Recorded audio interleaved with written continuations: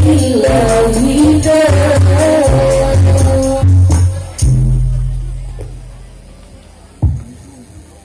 suwun nggih. Pun saya sak derengipun dalam lepas masker nggih. Wah, niki ketok gantenge.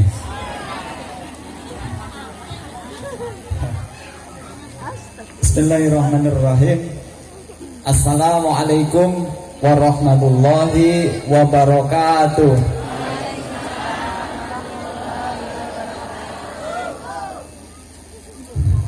Bapak Ibu sedaya, jamaah sedaya ingkang kula hormati, sakderengipun dalem matur, dalem ngemutaken rumiyin nggih.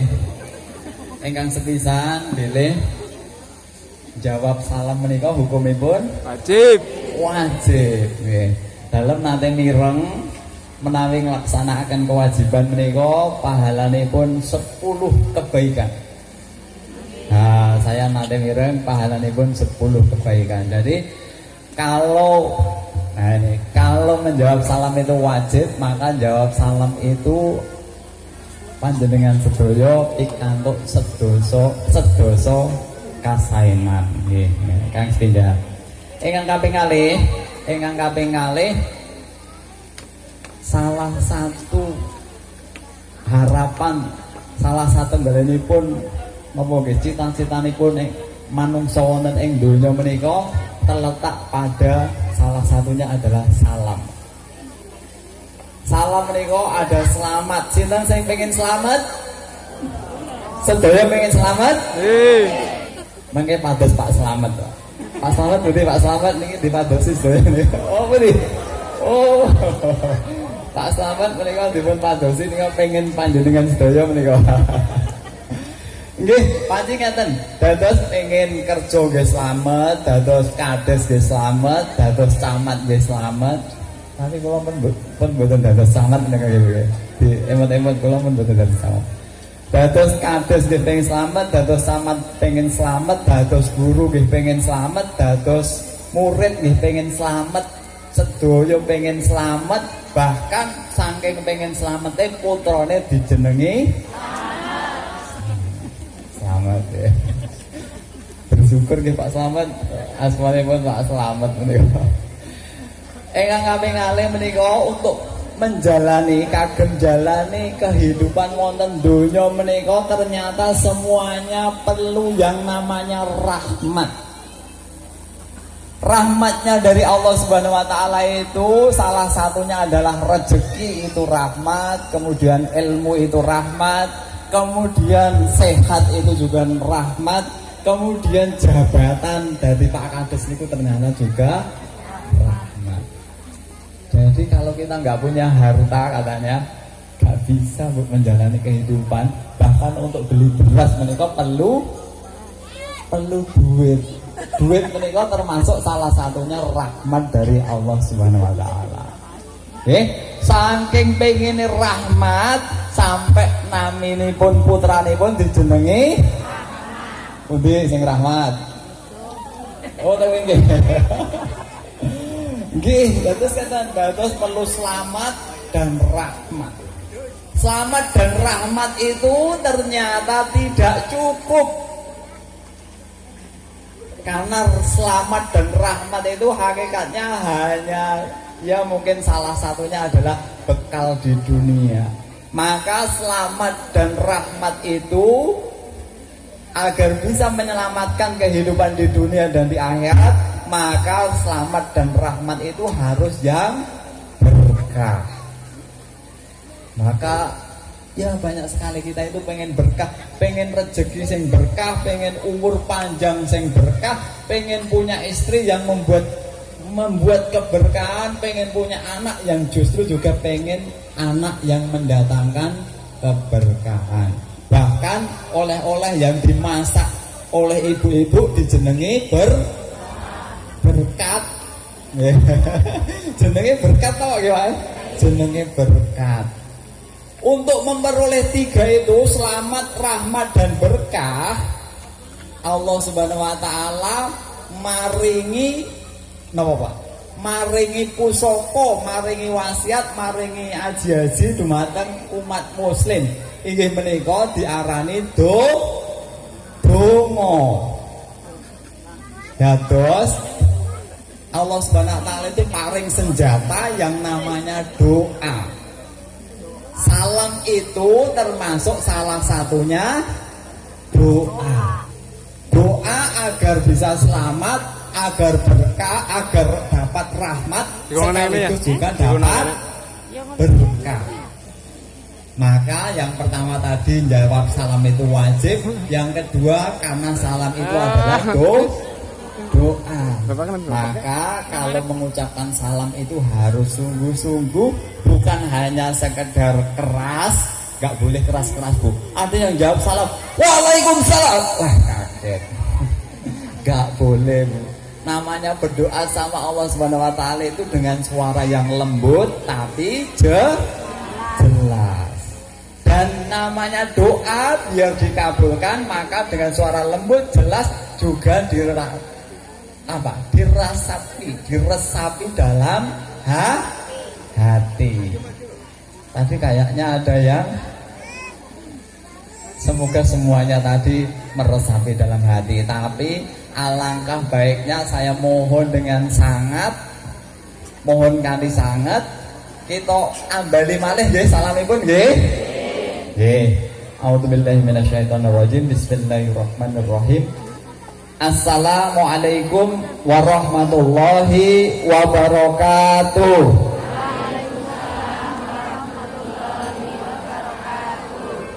Amin. Alhamdulillah. Alhamdulillahilladzi arsala rasulahu bil huda wa dinil haq liyudhhira 'ala dini kullihi walau karihal kafirun. Asyhadu an la ilaha illallah wa asyhadu anna Muhammadan abduhu wa rasuluh. Allahumma sholli ala sayyidina Muhammad wa ala ali Muhammad, amma ba'du. Bapak Ibu hadirin yang kami hormati, jamaah pengawasan peringatan Isra Mi'raj Nabi Muhammad sallallahu alaihi wasallam dengan tema hikmah perjalanan yang agung. Pembicaranya kayaknya nggak pas ini, Pak. Saya bukan kiai, Pak. Saya bukan kiai. Tadi saya Pak Kades ini kayaknya harus dirubah. Nanti kalau dirubah, rubah binangannya diganti sekaligus dirubah namanya nggih Pak. Tapi nggak apa-apa, udah diabaikan saja. Jamaah yang kami hormati, pertama marilah kita panjatkan puji syukur kehadirat Allah Subhanahu wa taala dengan mengucap alhamdulillahirabbil alamin. Betul Bapak Ibu, kita harus bersyukur. Silahkan yang bawa HP Android, silahkan dibuka SIM rumah sakit Kebumen. Di SIM rumah sakit Kebumen ini saat ini dari 240 kamar tempat tidur yang ada di rumah sakit RSDS Kebumen itu ternyata tinggal 11. Nah, ternyata nikmat sehat itu luar biasa, tinggal 11. Jadi ada yang hanya satu rumah sakit aja, berarti 240 dikurangi 11, berarti 229 yang sekarang menempati di rumah sakit Kebumen, baru Kebumen saja. Padahal biaya sehat itu ternyata luar biasa Bapak Ibu sekalian. Biaya sehat itu ternyata luar biasa. Kalau panjenengan perso, saya pernah membuka tahun 2021 itu ternyata pendapatan dari rumah sakit Kebumen itu dari biaya orang yang berobat itu pendapatannya 160 miliar. Padahal APBD untuk bangun binangun itu hanya berapa? Paling 2 miliar gak ada ya Pak tiap tahun ya? Gak ada Bu. Untuk bangun binangun itu ternyata jatahnya 2 miliar gak ada. Satu rumah sakit di Kebumen yang namanya Rumah Sakit Jenderal Sudirman itu RSDS itu ternyata pendapatannya 160 miliar per tahun Pak. Satu tahun itu segitu, luar biasa. Itu baru rumah sakit loh Bu. Di Kebumen itu ada 6 rumah sakit. Rembun, Kebumen, Permata Medika, PKU Suruang, PKU Gombong, kemudian yang besar lagi adalah ya Palang Biru, kemudian ada PKU Petanaan, ada Podowangi, ada lagi Purwogondo, ada 9 rumah sakit dan masih banyak lagi klinik yang lain.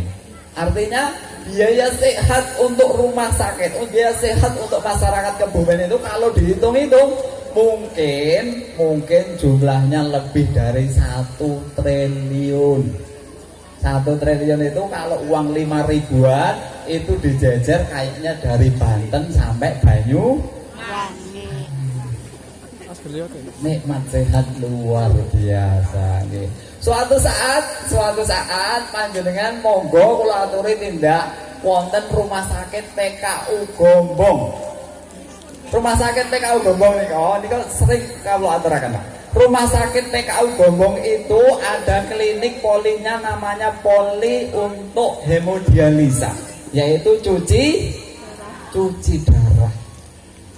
Cuci darah itu karena gagal ginjalnya itu bermasalah. Bermasalahnya karena memang ada satu kecerobohan kita dalam merawat nikmatnya Allah. Suatu waktu sekarang udah berubah harganya. Kalau dulu tahun 2017 saya pernah ngobrol di sana, jumlahnya itu ada sekitar 70. Nah, 70 mesin di Gombong itu harganya satu kali cuci darah waktu itu tahun 2018 itu 1.150.000 kali 70, bayangkan. Ada yang cuci darah seminggu 2 kali, berarti harus keluar biaya 2.300.000 seminggu.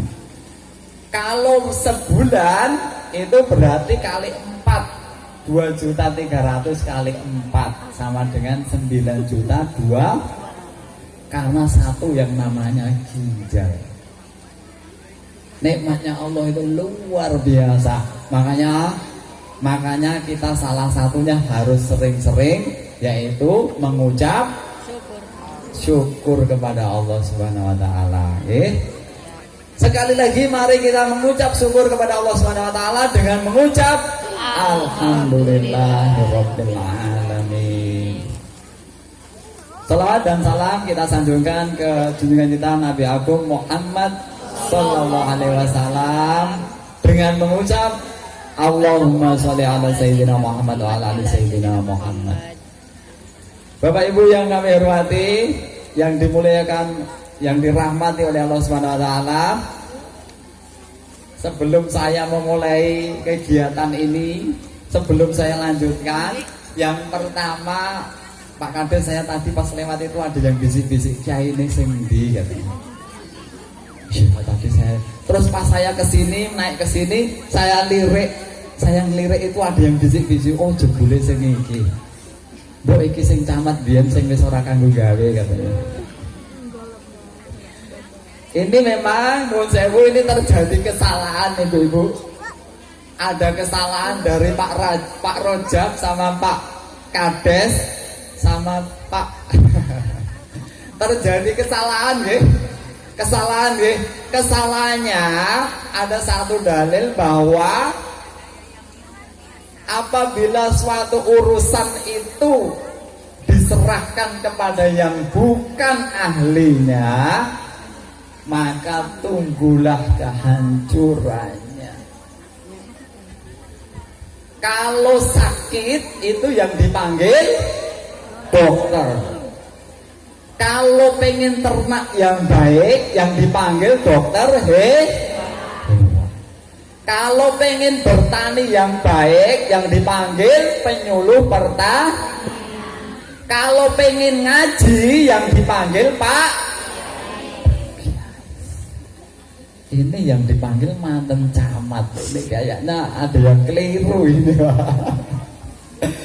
Ada yang keliru ini, Pak. Ini yang dipanggil Junjungan Perso Sedoyo yang harusnya dipanggil ngaji medar masalah hikmah perjalanan agung dalam rangka peringatan Isra Mi'raj itu, yang paling benar adalah yang dipanggil Pak.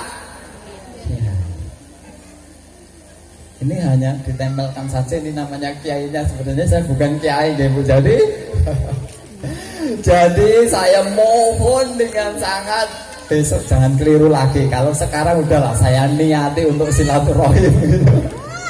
Saya niati silaturahim, semoga kedatangan kami di sini, kedatangan saya di sini ini luar biasa, semoga tercatat sebagai amal silaturahim. Tapi mohon dicatat, besok lagi saya mohon dengan sangat jangan keliru. Kalau ngaji yang diundang itu Pak Kiai. Ada yang bilang Pak Isnadi, wah salah Bu. Yang diundang itu Pak Kiai, bukan Kiai Isnadi Pak. Nanti Pak Kiai, ya Kiai itu biasanya nama-namanya itu dari ada unsur-unsur Arabnya kayak gitu.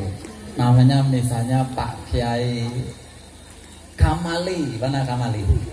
Wah ini Pak Kiai. Ada lagi Pak Kiai Muslihin ya, Mukhlisin, nah itu kayak gitu. Ada lagi Muhammad Agus Rojak, nah, itu Pak Rajab ini ya. Itu Bu yang besok ciri-cirinya Kiai yang kayak gitu. Kalau kayak saya kayaknya nggak lantas jadi ya apa. Ya, tapi ini nggak apa-apa. Hari ini kita bisa berkumpul, bertemu. Semoga ini tercatat sebagai amal silaturahim. Jadi besok saya mohon tidak salah lagi. Di sini banyak Kiai Pak. Biasanya ciri-cirinya yang jenggotnya banyak gitu. Mana ini ya gitu ya. Waduh, udah ada. Jadi baik Bapak Ibu yang kami hormati, jamaah semuanya yang dirahmati oleh Allah Subhanahu wa taala. Ini adalah hikmah silaturahim sekarang kita. Hikmah Isra Mi'raj, perjalanan yang agung. Rasulullah SAW itu ada mengalami 3 peristiwa yang besar. Yang pertama adalah ketika beliau diangkat sebagai nabi, sebagai utusan Allah Subhanahu wa taala, sebagai Rasulullah. Yang kedua adalah satu peristiwa besar, yang kedua adalah perjalanan Nabi dari Masjidil Haram ke Masjidil Aqsa, kemudian ke Sidratul Muntaha. Dan yang ketiga adalah peristiwa hijrahnya Nabi dari Mekah ke Madinah.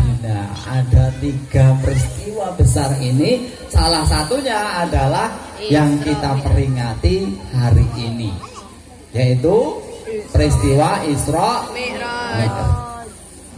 Peristiwa Isra Mi'raj diabadikan dalam Al-Qur'an. Firman Allah Subhanahu wa taala, "A'udzu billahi minasyaitonir rajim. Bismillahirrahmanirrahim." Mari sama-sama. Subhanalladzi asra bi 'abdihi lailam minal masjidil haram ilal masjidil aqsa linuriyahu min ayatina innahu huwas samiul basir. Semuanya hafal. Kalau Isra Mi'raj pasti hafal ayatnya itu. Nanti sebentar lagi menjelang Ramadan pasti hafal ayatnya juga. Ya ayyuhalladzina amanu kutiba alaikumusyamu kama kutiba, pasti hafal. Nah, kira-kira hikmah apa dalam perjalanan Nabi itu? Perjalanan yang luar biasa. Jaraknya dari Masjidil Haram ke Masjidil Aqsa itu ternyata jaraknya kalau diukur sekarang dari kota Mekah sampai dengan Madinah, sampai dengan Yerusalem, Palestina itu ternyata jaraknya 1230 kurang lebih 1239 km.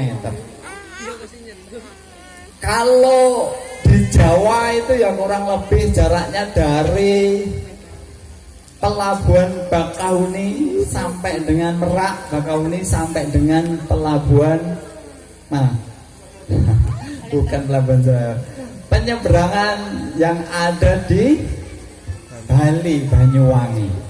Karena jaraknya dari Banten sampai Banyuwangi itu silahkan dibuka HP-nya. Jarak Banten sampai Banyuwangi itu kalau tidak salah 1163 km. Hampir sama ini Pak, 1239. Kalau ditempuh dengan kereta paling cepat saja, kereta paling cepat itu kereta Shinkansen. Kereta api cepat Shinkansen itu di Jepang itu kecepatannya 385 km per jam. Berarti ya kalau Banten sampai Banyuwangi itu kalau 1300 berarti ya kurang lebihnya hanya 3,5 jam. Tapi ternyata dengan jarak yang seperti itu, yang begitu jauh, perjalanannya adalah lailam. Dalam satu malam dari Masjidil Haram ke Masjidil Aqsa, kemudian ke Sidratul Muntaha. Mohon maaf Ibu, ini ternyata sudah ada. Wah luar biasa ini. Ini biasanya suguhannya para kiai kayak gini Pak. Ada larutan penyegar cap kaki 3, kemudian ada Pokari Sweat, kemudian ada kopi. Padahal ini bukan kiai saya ternyata sudah ada. Saya tadi gak lihat, gak begitu memperhatikan, ternyata sudah ada, luar biasa ini. Padahal bukan kiai ini. Jadi kita lanjut, perjalanan yang luar biasa sampai ke Sidratul Muntaha itu ternyata ada langit pertama, kedua, ketiga, keempat, kelima, keenam, ketujuh sampai ke Sidratul Muntaha. Di situ tadi linuriyahu min ayatina. Jadi Allah itu memperlihatkan kepada Allah Subhanahu wa taala. Apa yang diperlihatkan yaitu tanda-tanda kebesaran Allah Subhanahu wa taala. Yang pertama, ini hikmah dari perjalanan aku. Yang pertama dilihatkan kepada Rasulullah itu yaitu neraka. Yang diperlihatkan adalah neraka yang dijaga oleh malaikat yang tidak pernah tersenyum. Tersenyum saja tidak pernah, apalagi ketawa. Dan luar biasanya lagi, ternyata Rasulullah SAW di situ melihat penghuninya. Penghuninya yang paling banyak adalah para perempuan. Waduh, ini. Nanti saya jadi ingat rebananya qasidah-nya tadi.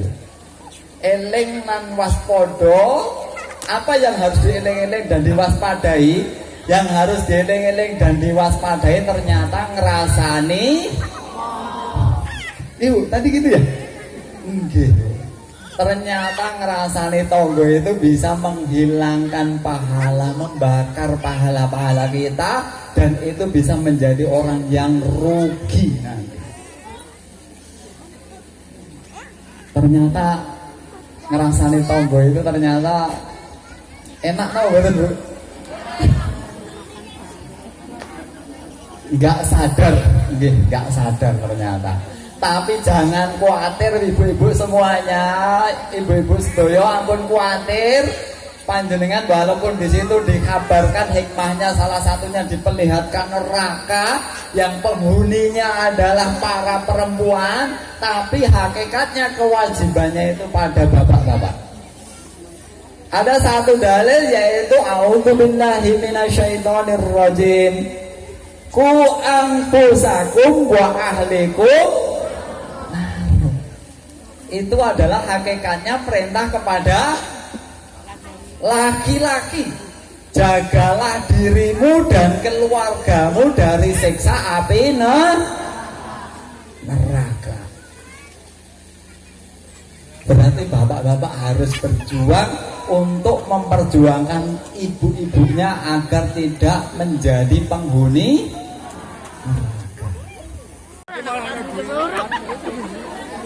sepindah malih. Bu, niku dibalekke napa disimpen?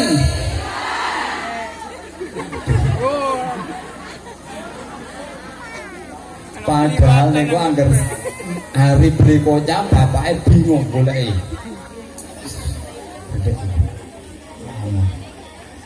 Ibu-ibuke malah ora ngomong, malah ngomongnya pripun Bu? Goleki apa Pak? Goleki ketoke duitku ana 100.000 kok ilang.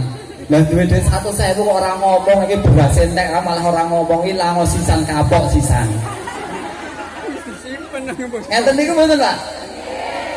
Niku Pak. Nek kagungan bojo ngeten iki apike dinampake Pak?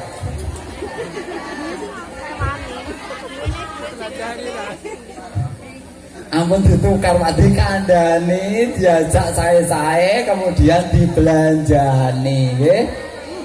Dibelanjani sing cukup Pak niku mergone diambil mboten ngomong, dipendhet mboten ngomong, disimpen niku mergone belanjane mboten. Niki lho Pak. Niki sing ngendika ibu lho ya. Mboten kula lho nggih sing ngendika ibu-ibu niki. Niki pantes diperjuangkan untuk masuk surga mboten kira-kira. Harus Pak, harus karena sudah di hadapan Pak Penghulu itu salaman ya tadi Pak. Pun salaman ya Pak ya. Salaman itu berarti pun tanggung jawab dunia akhirat. Pun tanggung jawab dunia akhirat ya Bu. Santai mawon Bu niki pokoknya bapaknya tanggung jawab mau dengan napa mawon sing tanggung jawab Pak. Bapak. Jenengan yakin mboten Bu nek bapak-bapaknya akan membawa panjenengan ke surganya Allah Subhanahu wa taala? Yakin mboten? Yakin, Pak. Nah, kita tes sekarang bapaknya ya, kita lihat. Pak Nuwun sewu, menawi panjenengan salat Jumat wonten masjid menika wonten kenceleng jalan teng kantonge panjenengan enten duit 100.000, 50.000, kalih 20.000, kira-kira sing dilebetke kotak infak niku sing pundi, Pak? Iki malah ibune malah ngomong sing 2.000 to, Pak. Sing 2.000 napa sing 100.000?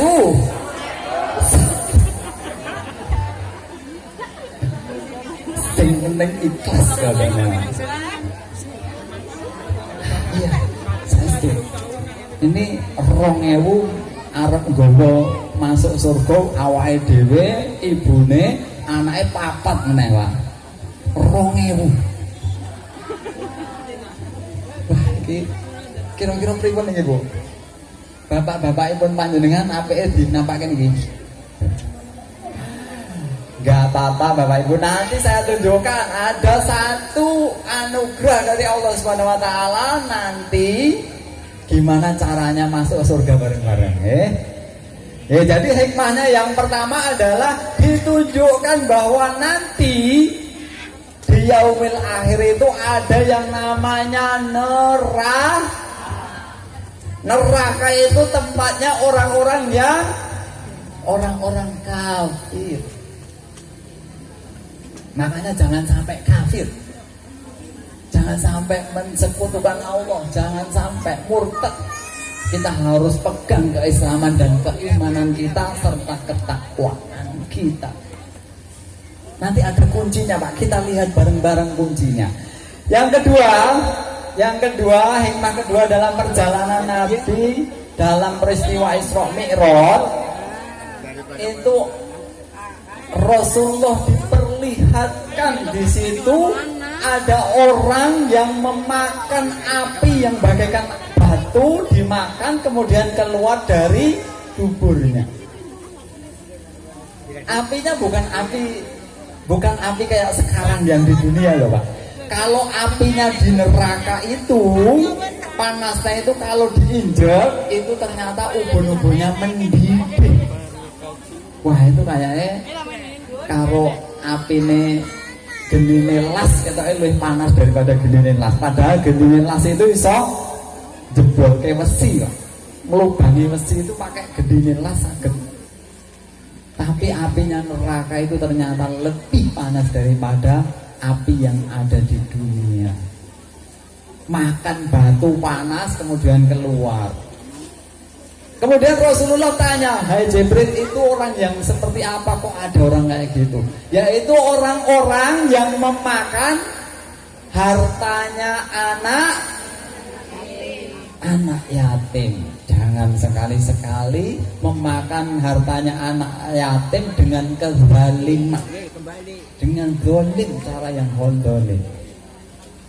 Kalau kita memelihara anak yatim kemudian kita tidak mampu, kemudian didiskusikan kepada anak yatim, kemudian sebagiannya dimakan bareng-bareng, insya Allah itu bukan cara yang zalim.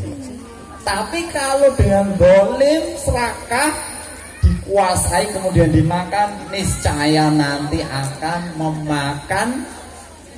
memakan api, batu yang terbuat dari api itu di nerakanya nanti. Yang ketiga itu ya, hati-hati dengan anak yatim. Pak, di sini anak yatimnya berapa? Pak Kades kagungan data nih pun boleh, Pak. Jangan sampai anak yatim itu terlantar di desa Binangun, apalagi di Bukuh, Siwara. Jangan sampai, Pak. Kalau sampai anak yatim ada yang terlantar, apalagi ada hartanya yang dimakan secara zalim, naudzubillah min dzalik. Oke? Naudzubillah min dzalik. Jadi mohon dengan sangat anak yatimnya yang di sini, kalau ada anak yatim mari kita rumat bareng-bareng. Kita rumat bareng-bareng. Yang dirumat anaknya loh Pak ya, bukan ibunya loh ya. Yang dirumat anaknya, anak yatim Pak, bukan ibunya. Ya, itu bahaya bapak-bapaknya ini. Saya melihat itu kok pulau tingali kok. Jangan, nanti ada lagi Pak. Jadi anak yatim harus dipelihara, harus dirawat. Yang ketiga, guys, siti ngomong, soalnya jangan suwe-suwe. Wah, udah jam 11 ya. Biasanya nek kula ampun dangu-dangu nggih. Ampun dangu-dangu, sandas wekdal saged silaturahmi malih. Ini 30 menit ya, Pak. Yang ketiga yang diperlihatkan dalam perjalanan itu pada Rasulullah adalah ada orang yang perutnya besar. Perutnya itu besar sampai jalan aja susah gitu ya. Terus kemudian Rasulullah menyampaikan kepada Jibril, tanya kepada Jibril, itu orang yang bagaimana? Kok ada orang yang perutnya besar yang tidak pernah terlihat di dunia? Perutnya yang besar. Ini ada yang kroso ini, yang perutnya enggak. Yang perutnya besar itu ternyata apa? Yaitu orang yang suka makan dan minum barang yang haram. Nanti kalau yang senengane makan yang haram itu nanti di akhirat akan disiksa, selain masuk neraka ternyata perutnya besar. Termasuk di dalamnya yang haram itu ada yang riba, ada suap dan sebagainya. Sing barang ngapusi dan sebagainya, sing tadi termasuk yang haram apa enggak ya Bu ya? Yang nyimpen kantong itu termasuk yang halam. Wah, ini gak keliru. Halam katanya. Ini ragu-ragu ini halal apa haram ya? Halal kalau ditindaklanjuti sebelum dibelanjakan terus ngomong karo ngomong boten biasanya itu. Ngomong Pak. Ngomong boten Pak biasanya ibu nih. Ini ibu nih katanya ngomong, bapaknya ngendikane boten. Sing bener sing ngoten iki, Pak. Nggih, jadi jangan pernah makan yang haram. Akibat dari makan yang haram itu salah satunya ada ayat khatamallahu ala qulubihim wa ala sam'ihim wa ala absarihim. Jadi nanti kalau makan makanan minuman yang haram itu ternyata Allah akan menutup hatinya, kemudian menutup penglihatannya, kemudian pendengarannya. Luar biasa ini. Kalau ditutup Bapak Ibu sekalian, kalau hati kita ditutup, mata kita, penglihatan kita ditutup, pendengaran kita ditutup, itu ternyata nanti pikiran akal kita juga akan tertutup. Maka kalau panjenengan semuanya menghendaki putra-putra yang cerdas secara akal dan hati, mempunyai hati yang lembut, kemudian pikiran yang cerdas dan cemerlang, maka salah satu syarat mutlaknya adalah diberi nafkah, dipakani dengan makanan yang halal, bukan halam kayak itu jangan. Halal. Yang halal itu banyak, tadi programnya Pak Kades nanti akan ternak, akan buah-buahan ya Pak, buah-buahan luar biasa. Tadi saya dengar tadi dari Pak Kades itu di desa mana Kemasan, mana yang duriannya banyak, Merican. Di Merican katanya pohon duriannya itu sampai 500 batang. Saya punya pohon durian itu satu batang itu bisa menghasilkan berapa Bu? 4,5 juta. Satu batang menghasilkan 4,5 juta. Jadi 4,5 juta itu dihitung dari mana? Dari satu butir durian itu harganya rata-rata 200.000. Kalau 4,5 juta itu hanya berapa Pak? Hanya 22,5. Jadi satu pohon itu berbuah sampai 30 sampai 40 butir. Coba kalau bayangkan di Merican nih Pak. Merican itu ada 500 batang pohon, kemudian berbuah satu batangnya itu menghasilkan 5 buah yang harganya 200.000. 1 juta satu pohon dikalikan 500 sama dengan 500,5 miliar. 5 miliar kayaknya bisa bantu ini luar biasa.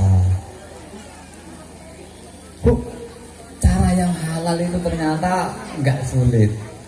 Saya di Jogja itu 3 tahun yang lain ini saya tunjukkan. Yang halal itu insya Allah dipermudah sama Allah Subhanahu Wa Taala. Di Jogja itu 3 tahun yang lalu itu nanam 120 batang pohon pisang. Pisangnya jenisnya beda Bu. Pisangnya pisang kapok Tanjung dari Papua, kemudian pisang Mulyo dari Dampit Malang, kemudian pisang Raja Sajen. Itu sekarang tiap minggu itu panennya 5 sampai 7 tundun. Di Jogja harganya satu tundun itu harganya 150 sampai 300.000 satu tundun. Nah, kalau 150 saja kali 5 berapa? 150 kali 5 berapa? 750 setiap minggu. Kemudian 1 bulan 4 minggu berarti 750 kali 4. 750 kali 4 itu ternyata 3 juta. 3 juta itu Pak Kades pinten Pak Kades? Siltampe pinten Pak Kades? 2 juta 2,9. Insya Allah dengan menanam pisang 120 batang ternyata pendapatannya tidak kalah dengan siltapnya Pak